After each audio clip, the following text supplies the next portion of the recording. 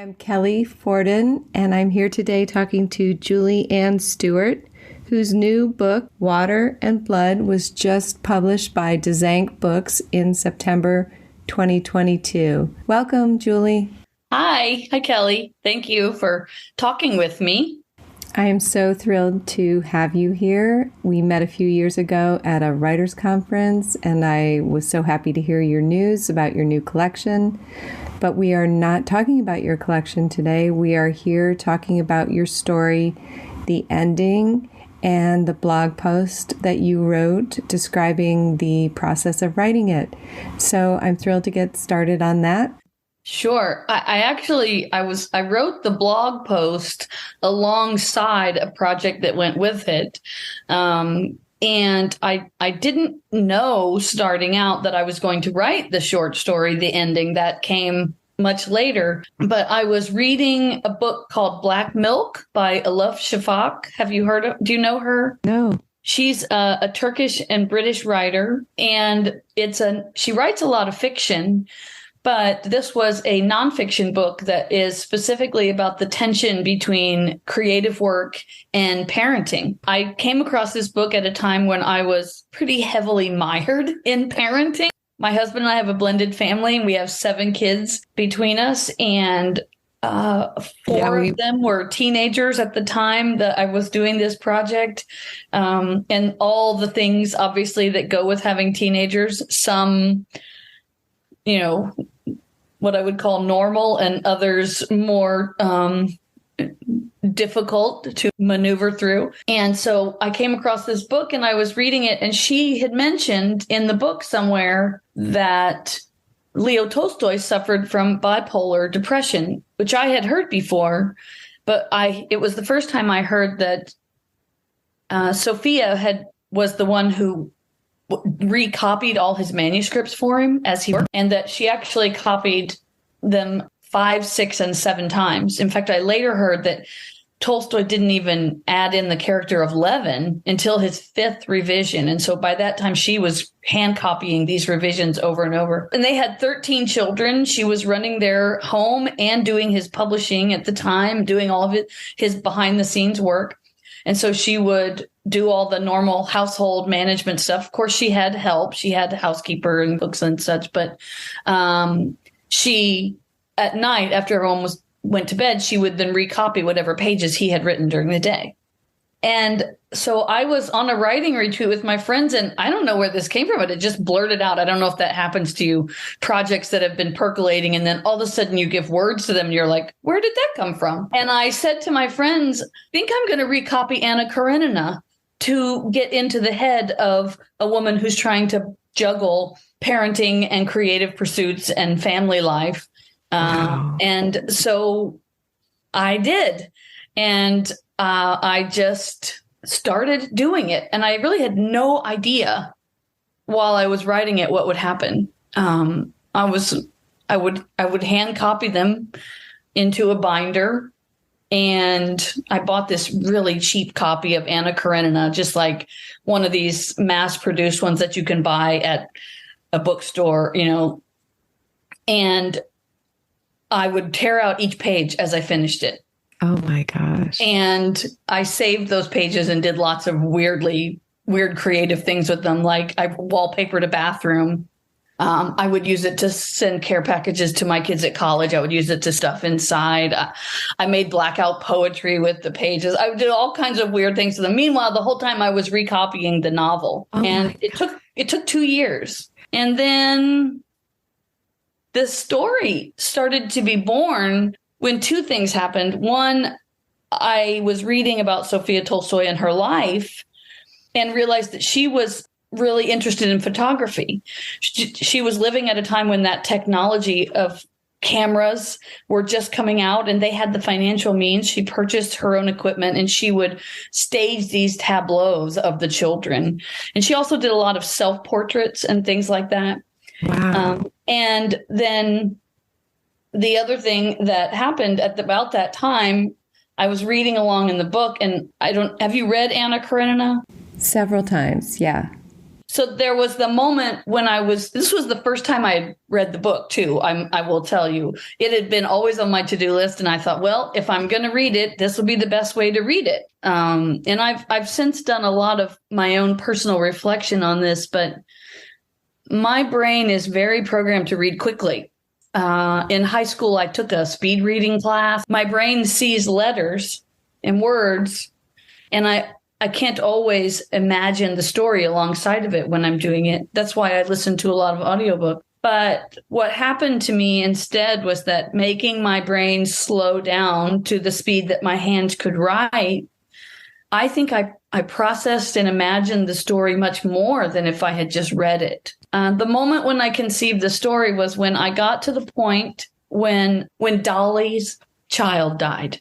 And I remember I stopped. I put my pencil down and I thought, wait, her baby's been dead for a year and he's just now telling us this? No woman writer would leave that undone. Mm-mm. That she had didn't share that in the story at all. What a significant component to Dolly's life to lead untold for so long, especially when, the whole time we're getting every minute detail about Levin's life and all these other characters. So I started imagining a reality in which Sophia, who's been left to recopy all these stories over and over, decides that she's going to change the story. Wow. And so you've read the ending. You obviously know that she takes it even farther, decides to not have Anna kill herself. I don't know why I don't plan those things ahead of time when I write a story. And when I remember writing that story myself, and I remember thinking, she's really going to do this. So wow. That is how that came about. The project, the Sophie Speaks project started much earlier. I was sort of going along, and then I started conceiving of this short story. And I often joke when I read the story that I'm the only person I know who could read an 800-page novel and take 2 years to research it only to write a 7-page short story. I don't think people realize sometimes the amount of witnessing and awareness and contemplation that goes into writing a short story. Mm-hmm. We think about that when someone's writing a long novel, particularly something based in historical fiction. But a short story can take just as much. I think of it sometimes like baking, when you spend hours on this huge project, letting dough rise or gathering ingredients. And then this food comes out and it's devoured in a very short time. I know she had journals, and I have not read them start to finish, but I was reading alongside a book about her and also excerpts from her memoir, her journals here and there. Mm-hmm. So I went through a lot of that. There's another book called Songs Without Words, which tells the story. There's this rumor, no one knows for sure, that she had an affair. Right. With how would she? I just have to say, when in the world would she have time for that? I know. With 13 kids? Come on. Yeah.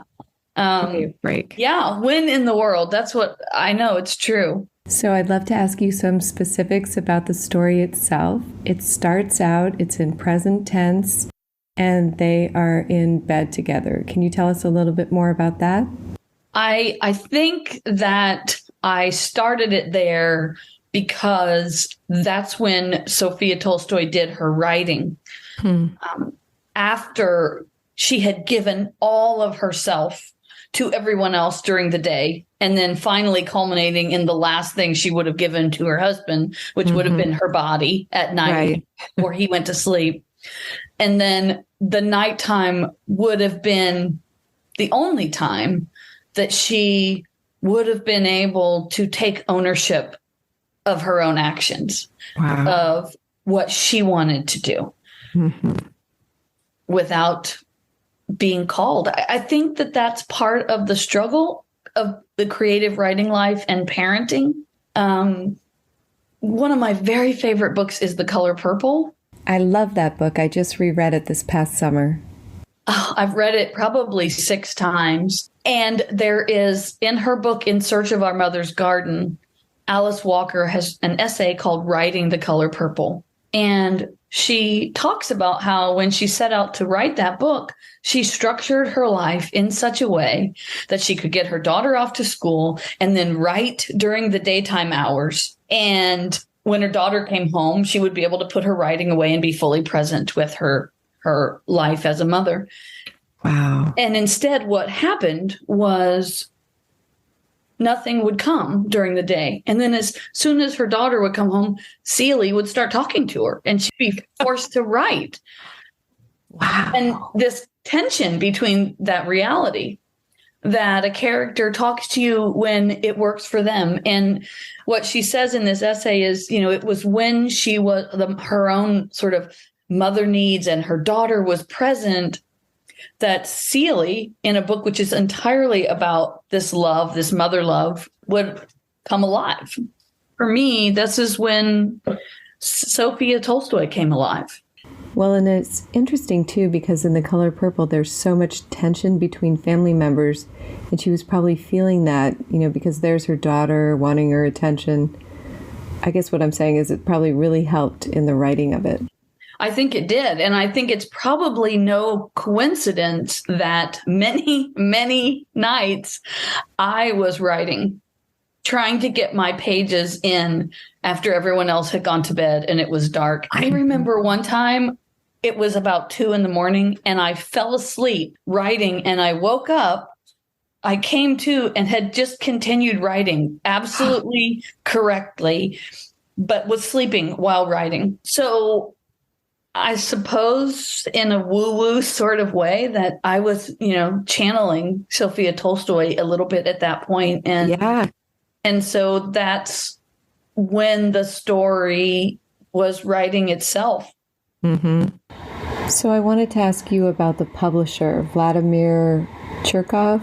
I'm not sure if he was also involved when Tolstoy became a born-again Christian. He became a significant player in Leo's life and work. That's what it was. When the Tolstoyan movement took off, and he became much more than a writer at that point. He became this symbol for a movement, and Vladimir became the person who managed it. Okay. And so there was a lot of tension in their lives after that. Mm-hmm. Got it. And it was also at that point that Tolstoy made a lot of personal changes. He became a vegetarian. He became celibate, which is another reason why I started the story that way, because it seemed to me that there was a difference between the person that Leo Tolstoy presented in this movement, this icon, and who he would have really been in the dark of his own bedroom with his wife. Wow. And a lot of that was representative of that for me. I will say, I don't know if they were continuing to have a sexual relationship at that point. There are differing opinions, but that's why I call it fiction. Right, I can write whatever I want. And even with journals, what we know is many parts of women's lives were never told. I mean, the whole time that Tolstoy had this secretary and this movement behind him, she was carrying on behind the scenes. And Russia is one of the most patriarchal societies there is, continues to this day. Mm-hmm. And so she didn't have a lot of legal recourse for the choices that he was making. Right. Yeah. And Vladimir was a driving force behind a lot of them. Mm-hmm. And you can imagine how he and Sophia would have not gotten along and felt like their interests were at odds with each other. Mm-hmm. So, for sure. Like she was just being ousted. You have such detail here about the lighting of the lamp. That's not an accident. Yeah. How did that? So tell me about that. Well, I actually kept an oil lamp that I wrote by some nights when I was Wow. doing it. That must have been so wild. It was really wild. And it was the hardest thing was finding wicks. I had to go to several it was easy to find the lamps. I think I was at a garage sale or an antique store, and I bought 2 lamps.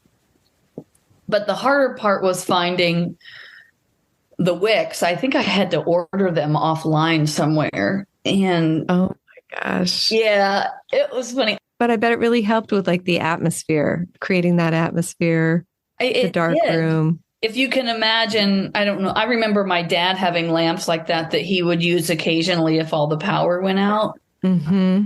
We probably we had wouldn't them do in that drawers now, but it did. It has that feeling of when your power goes out at night. And even when you have a flashlight or a candle, the sphere that is lit is much smaller. We don't have this glow of light that fills a whole room that we've become accustomed to in modern times. Mm-hmm. And I think that Leo Tolstoy was very opposed to electrifying their house. I need to check on that, but I have a memory, and I think that might have been part of why I put that detail in there, because he didn't believe in a lot of those modern conveniences, which easy for him to say, right? He was in bed. He wasn't the one up writing at night. So this idea of decisions that he was able to make that never really impacted his day-to-day life. It impacted other people around him. And I think this comes up for me over and over in the stories that I write. It is in a lot of the stories in my book, sometimes in reverse. There's a couple of stories where a woman makes a decision that impacts a man who has no option except to go along with it. And I'm continuing to work on that now. I'm working on a story about Louisa May Alcott and how she was driven to write, not by the creative process, but to support her family, because her dad wouldn't engage in any work that actually financially supported their family. And so this comes up over and over, that women are left to make the most of the resources that are available to them. Yeah, the world does not bow down before the woman writer the way that No. in the past. I mean, maybe more today. I don't know. Yeah, I know what you're saying. And I think some of it now is more complicated. In what way? Well, I think also now there are a lot of men who are dealing with this ability to be a good father and produce good work. So it gets more complicated in that way for both genders. But there's still books being written. I mean, there's still research being done that shows that in general, women do the majority of housework, that women do the majority of driving or accommodating. Right. I am very lucky. So I don't want to make it sound like I'm, not. I mean, I get my privilege here. Right. I'm very lucky that my partner has a job that has the benefits that I can work in a way, as an adjunct. But also, I do the majority of things outside of work. Right. At the time, I mean, I remember we had 2 kids doing swim team. We would have to get up and take them to school in the morning, an hour before school for practice. I had kids with cello lessons after school, kids going to physical therapy or any other doctor's appointments. All of that was something that I was able to accommodate. And much like Alice Walker, I would think, I'll do all my writing in these hours between, which by the time the kids were all gone was about 5 hours, 4 hours, maybe. Right. And but you get exhausted then too. Exactly. Yeah. And there were, in some of those days, it was all I could do to work for an hour. I remember. Yeah. I wanted to ask you about So it was Sophia who really heard the story first of the woman who fell in. Yes. Wow. Yes. I didn't know At that. the baths, because the women would go to the baths together. And it was one of the places where the women of the estate and peasant women would have been together at the same time. And she heard this story. Wow. About a woman. And so the original idea was born in her imagination, in her witnessing of the lives of other women around her. Mm-hmm. And she brought this home. And you have to think that she probably gave him insight. If they were writing this story, she was editing it. I started wondering to myself, were there changes she made as she wrote that he didn't even know about? Well, or how about this? Like, I was thinking when I was reading your story, I thought if they were really as close as everyone says they were, she had to go back to him at certain points and say, this is not how any woman would think, or she would not be, I don't know. You would think. Yeah, you would think so. I mean, maybe more politely than that, but. Yeah, that was what I found so shocking when Dolly's baby died, that someone didn't say, hey, this is not how it would work. And Anna might have waited a year to show up, maybe out of fear or some other emotion, but we would have heard about that. Right. And what about Sophia's own child? So her 13th child was the one that she was most attached to. Yes. And he died. Yeah. Mm-hmm. Yeah. You can, there's some portraits she has made of her next to a photograph she took of herself standing by the painting of him. Mm-hmm. And you can see that. I believe he was 6 or 7. Yeah. Sure yeah. And then they were never kind of the same again. I mean, I don't think so. Wow. Yeah. And she just diverging at this point into some of her photography, and he's going off in this other direction where he's becoming bigger than life. Mm-hmm. So while I imagine, to myself at least, I imagine that as her world shrinks in on this moment, his is growing bigger. He's moving into this outside world that she's no longer a part of. Right. So in the story, you imagine that she doesn't jump because she doesn't want to leave her family. Is that right? Well, her child specifically. Her child. Yeah. It all kind of stemmed from that moment when Dolly's child died. The realization that she had this daughter who was teething and she wasn't even a part of it because she had sort of disconnected herself. Then this son that she has been separated from. So while the two men who are the fathers to her children meet at the train station, she has gathered up both of her children and is long gone. Right. That's how I imagine it at any point. And then, the other simultaneous piece to that is while Leo is sleeping and thinking he's signed away the books and he's done all his thing, meanwhile, she's changing the story. Sophia is up at night changing the story. And of course, at this point, the book has already been sold and published and he's signed the rights away. Right. But somewhere tucked away in a trunk, almost like Pandora's box waiting to be opened, is this whole other direction that the story has gone. And it's just there waiting. Tell me a little bit about the idea behind Water and Blood. It started in a very similar way, except it began with women much closer to my own life and history. I was trying to find a connection to the history of women in my own family. And I had these 3 great aunts who were nuns. 2 of them were Sisters of Providence, and one of them was a Daughter of Charity. And we had brief visits with 2 of them, at least the Sisters of Providence. That's my Aunt Margaret and my Aunt Ruth. We had brief visits with them as children, but I never in my life saw Sister Laura, who was the Daughter of Charity. And I felt like there was this huge gap of these women's stories in my life. And I wanted to know more about them. And so I set about trying to find out. And I visited the mother house at Sisters of Providence. And the sisters there were so lovely. They pulled all the photographs and letters and every bit of historical information they had about my two aunts and let me copy them and go through them. And what I learned about them is that they both had master's degrees. Wow. I had spent my whole life being told I was the first person in my family to go to college. But what I realized it meant was none of the men had gone to college. Right. These three women, one had a master's degree in music. She played the violin and the piano.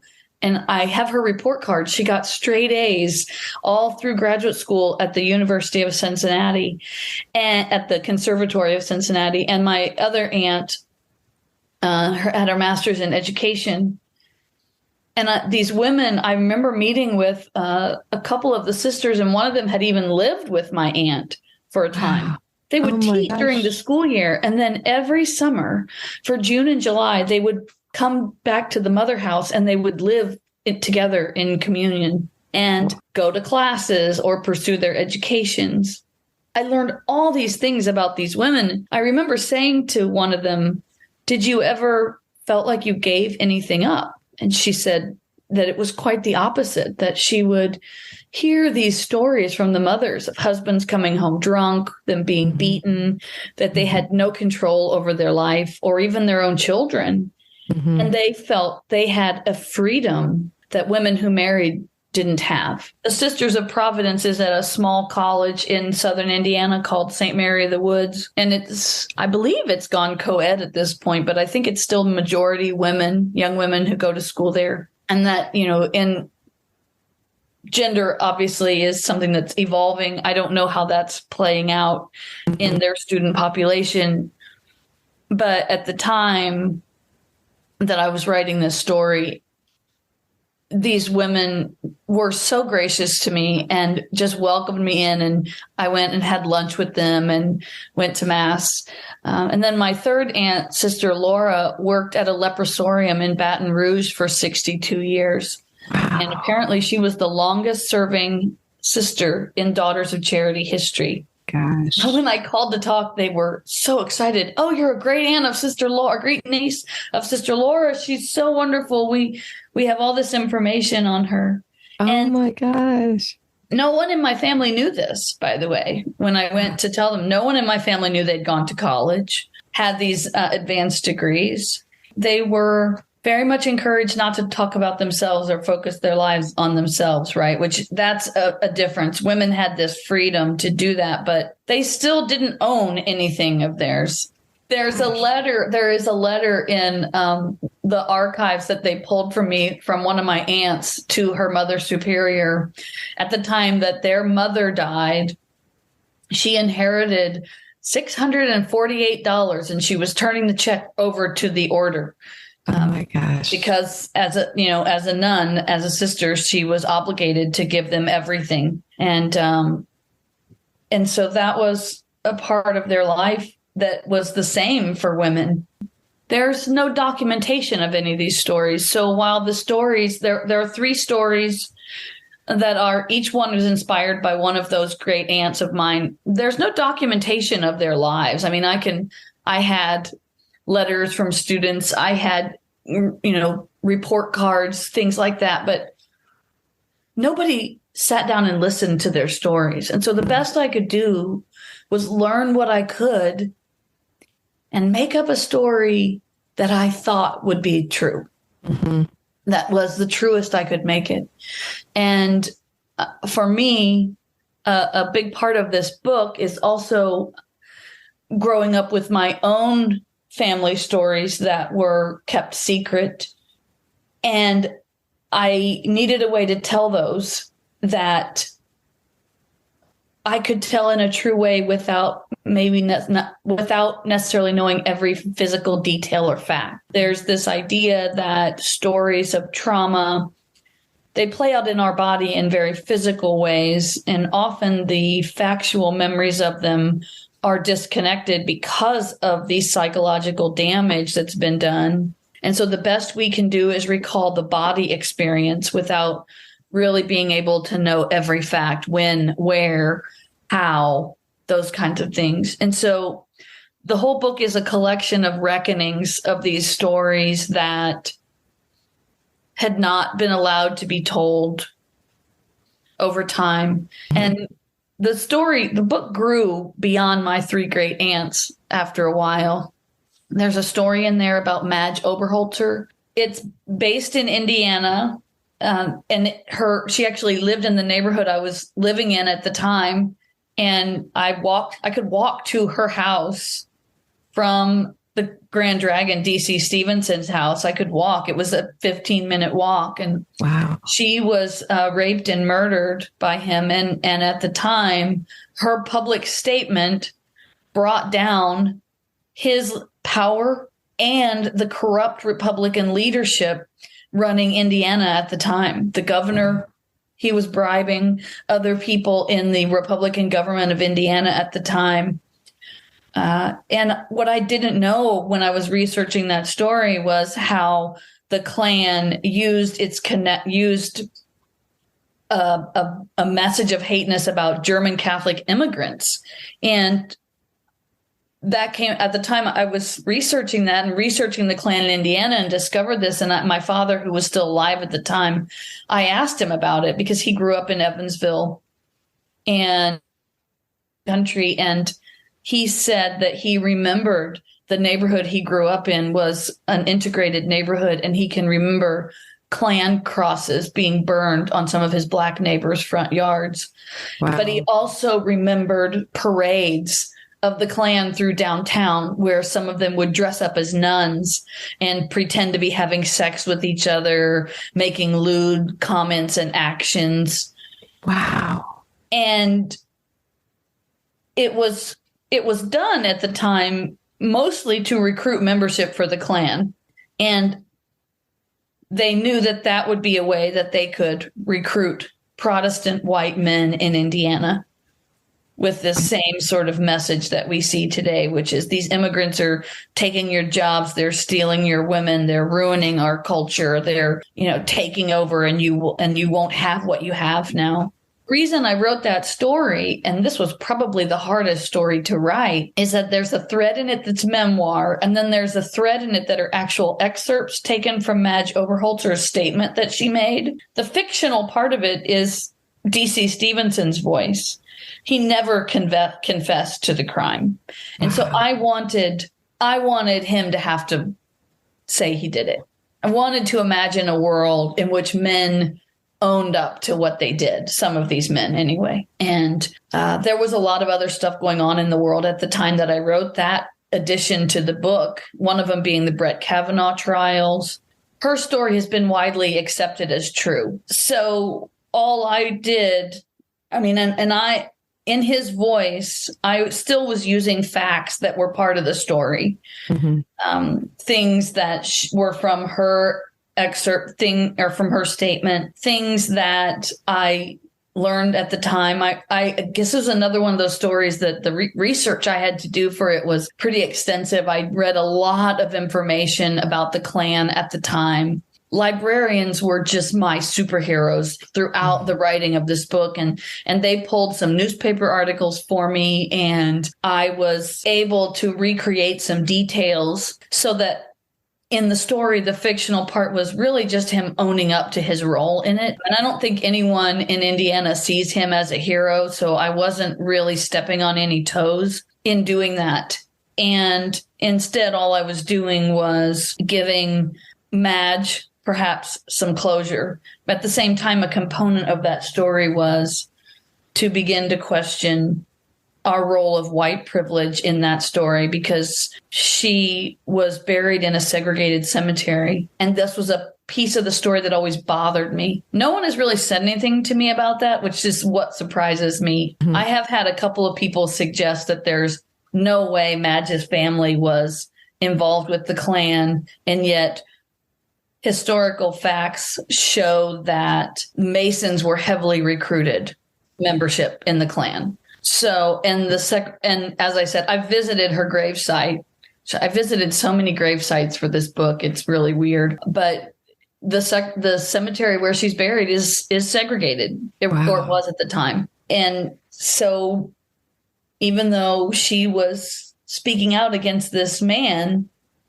and he was convicted of the crime, no one really addressed it as a part of the racial tension at the time. That was sort of glossed over. These kinds of things are hard to write about. What I find the most shocking is not family members who've been upset about the book.